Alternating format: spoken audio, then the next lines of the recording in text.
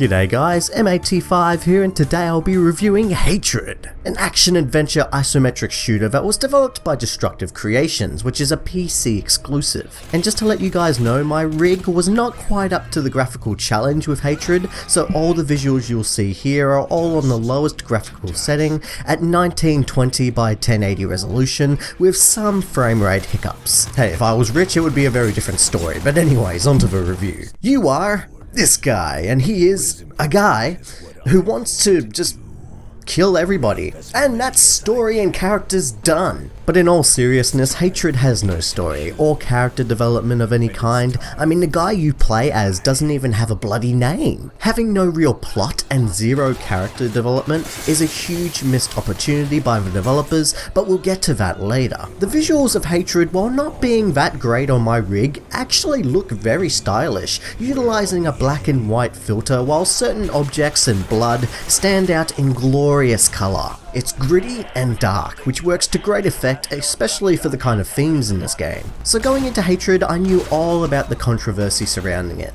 The fact that the game revolves around brutal violence towards innocent civilians and police officers, but what I didn't know is that you have to mow down a certain number of civilians during each level. I figured, oh, maybe you don't have to mow down civilians, similar to the No Russian level in Modern Warfare 2. But no, the goal of the game is to kill innocents, and there is no way to progress through the game otherwise. And also, the only way to regain health is by performing executions on downed NPCs. So not only do you have to kill civilians, but you also have to violently execute them to stay alive. So I can understand why this game is not gonna be to everybody's taste. So is there a good game under all of this controversy? Well, from an isometric view, you're free to carry out your carnage in any way you want, from simply gunning down civilians in the street to blowing them up with grenades or propane tanks, set them on fire, and you can even grab a car and run them down. I'm really impressed by how large the environments are and filled with numerous buildings and landmarks. There are also smaller levels filled with choke points, with one of my favourites being this level on a train, because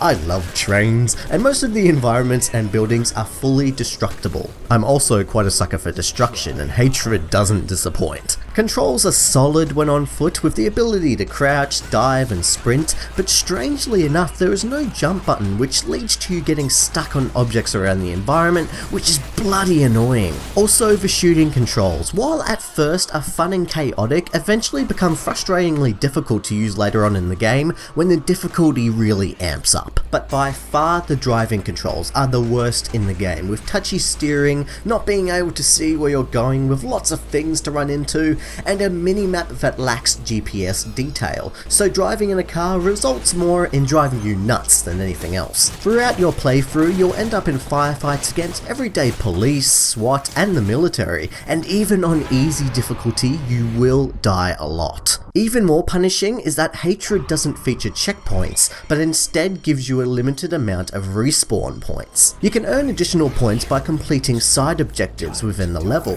which usually require you to go to a certain location and kill certain people. Okay, they ain't the most inventive side missions, but it is worth taking the time to do them, because if you die and you have no respawn points left, then you're gonna have to start the level all over again. The police AI is relentless, often flanking you with deadly aim and often in huge numbers. What is even more impressive though is that when innocents notice a firearm left on the ground, they will try to pick it up and fight back, which is really surprising and really adds to the immersion. The AI isn't perfect though, as occasionally they will build up in a huge group and just stand there waiting for you, but it only happens every now and then, so it's not really a problem. So focusing on the cons now, you can zoom in with any weapon for a more accurate shot, which you will need to do a lot towards the later half of the game, but it is very difficult to use as it is very touchy. Also, you cannot do this properly when aiming towards the bottom right of the screen, since the game camera is angled to show more of the top view than the bottom. Besides the few glitches such as dead bodies and the game camera clipping into the environment,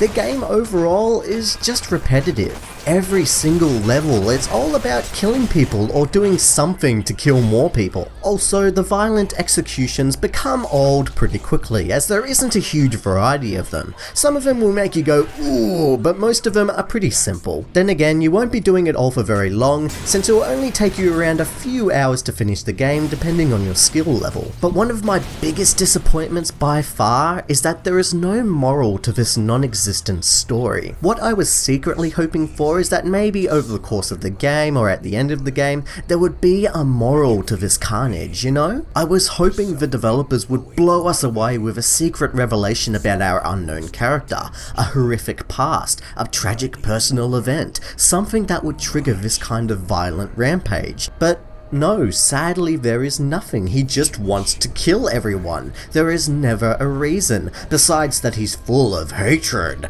There is never any motivation, and in the end, hatred is just a huge missed opportunity. The developer really could have done something special with hatred to really blow people away. Promote it as a violent, non-stop action shooter, but secretly the game could have had an endgame message about these kind of tragedies that plague real life. But anyways, in the end, Hatred is an average isometric shooter with some fun gameplay ideas that can be entertaining in short bursts. But over the course of this short 3-hour killing spree, the game just becomes repetitive, uninventive, and frustrating. Hatred is only halfway there for me, so I'm gonna go ahead and give it a 5 out of 10. I think Hatred is best enjoyed in short, one level at a time bursts, to keep the repetitiveness to a minimum.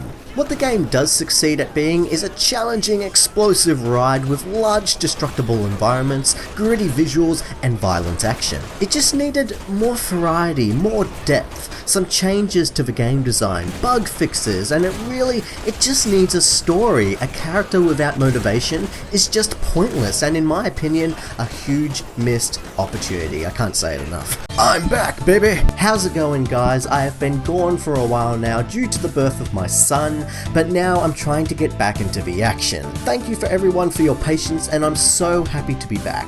Remember, if you enjoyed this video, don't forget to check out these other awesome videos, and I hope to see you subscribe and return to M8T5 reviews.